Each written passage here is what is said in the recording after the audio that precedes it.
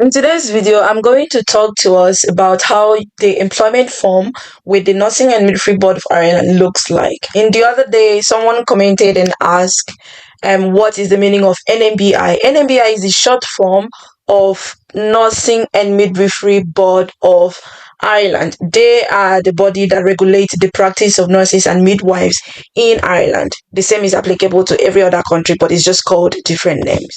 So on the very first page of the form, what you're going to see here is the logo, the applicant's name and date of birth, and an instruction there. So the instruction clearly states that this form must be completed by the director of nursing or midwifery, matron, nurse or midwife manager in the applicant's current or previous place of employment, which means if you have worked in several other hospitals and you want to let them fill the form for you, you can take the forms there, each form applicable to each place of work. And the different people that should fill the form are nurses, director of nursing or midwife, the matron, the nurse manager or the midwife manager of those places. It should not be completed by the applicant. Please include the employer stamp on the form when you have completed the form and provide it to the applicant.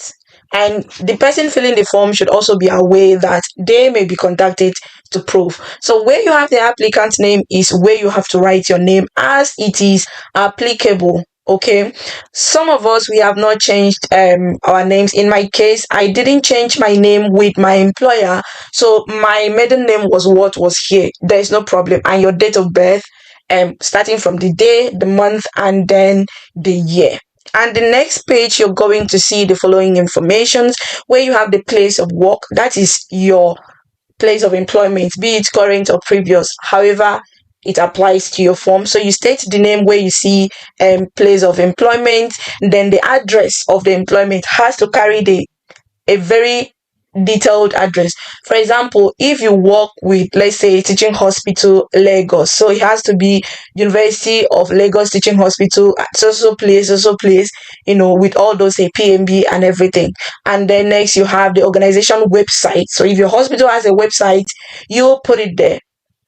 If your hospital does not have a website, then there should be an explanation later to that effect, stating that they do not have a website. That is acceptable. The next thing there is the organization's official email. So official email has to be something like, for example, in Nigeria, it would be something like .ng at the end. So if you have emails like Yahoo Mail, Gmail, Outlook Mail, and stuff, those kind of email, those are not official email. But if that is what your employer has, then there is no problem. They just need to write a letter explaining to that effect that that is their official email. And here is where your stamp will have to go into. On the other side, you have the name of the signatory. That's the person that is filling your form.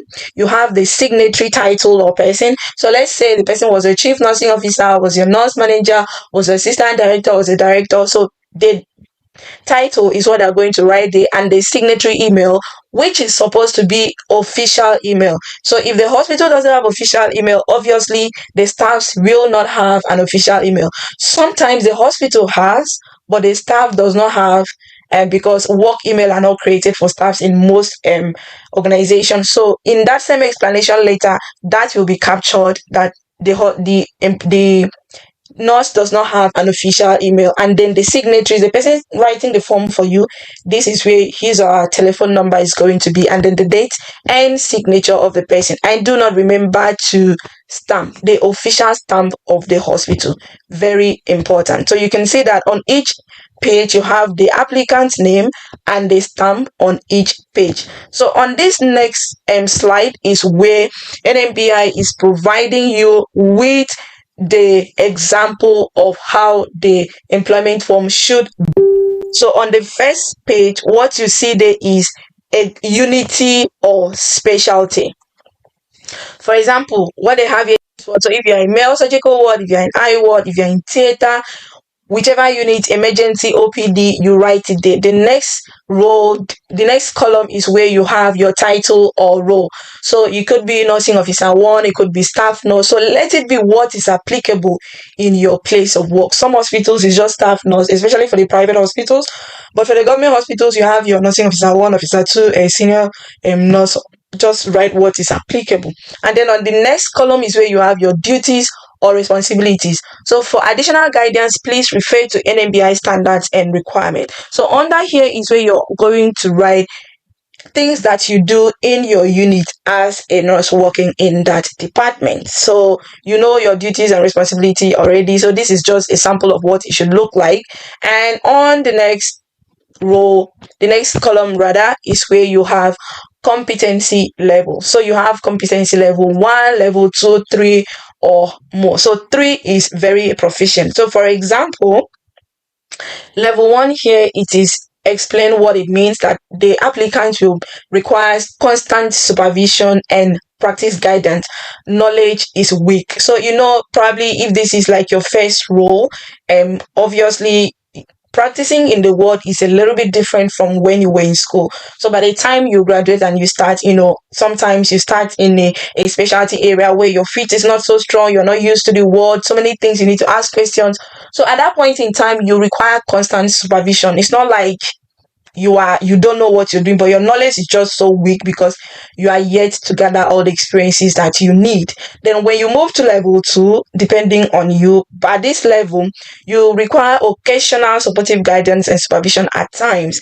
Knowledge is developing, understands basic concept of the skills. I know every nurse know what that means.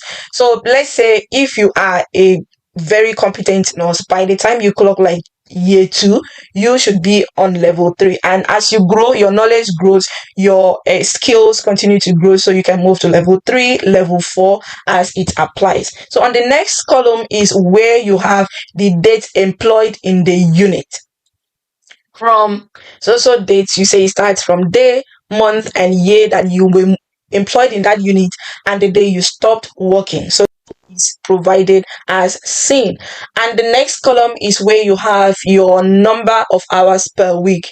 Most times in my it's 40 hours. Sometimes it's more, especially if you do night duty, is more. So you just check depending on your hospital, depending on your unit, you write day. So for full-time jobs here in Ireland at the moment is 37.5 hours. So just write what is applicable in your hospital. When you count the time you start, you go to work, and by the time you close, count like that from Monday to Sunday, how many hours you work that week. Because you know, in back home, we are not contracted to like work 37.5 40 hours. You just know that okay, you're on day duty today. But if you count, let's say for example you resume work by 8 and you close around 2 or 3 or 4, so that should be like between 6 7 8 hours, and with that hours you're working like 4 5 days a week. So when you join that together, you have the total number of hours that you work every week. So the page is 7 pages. It is 7 pages. It is not compulsory that you have to fill the entire 7 pages. It is not, because let's say for instance you are just in one unit for your entire year of practice in your hospital. You are just in one unit, so you do not need to keep repeating things. But if you are in a hospital where you are moved from, let's say from OPD to emergency to theater to children's ward to, so you are within the same hospital, you just capture the date as applicable. Here that you have date employed, you just capture it as it is applicable, and at the end of the day, don't forget that it is signed, dated and stamped. Very important. And that's the end of how you can fill your employment form without having to get any queries. Don't forget to add your explanation later to any effect, like the website. If there's no work email, if the hospital does not even have like an official stamp, you can explain all of this in an email and then scan this form in this color. This particular form does not need to be notarized, so you scan this form and the explanation letter has to be on the hospital official letterhead. So you scan this form and join it together with the explanation letter and name it employment form, so that when you're on the website, you know exactly which form you are uploading. I hope that makes sense. Then I will see you in my next video. Don't forget to like, comment, and share, and drop any questions you might have in the comment section. See you.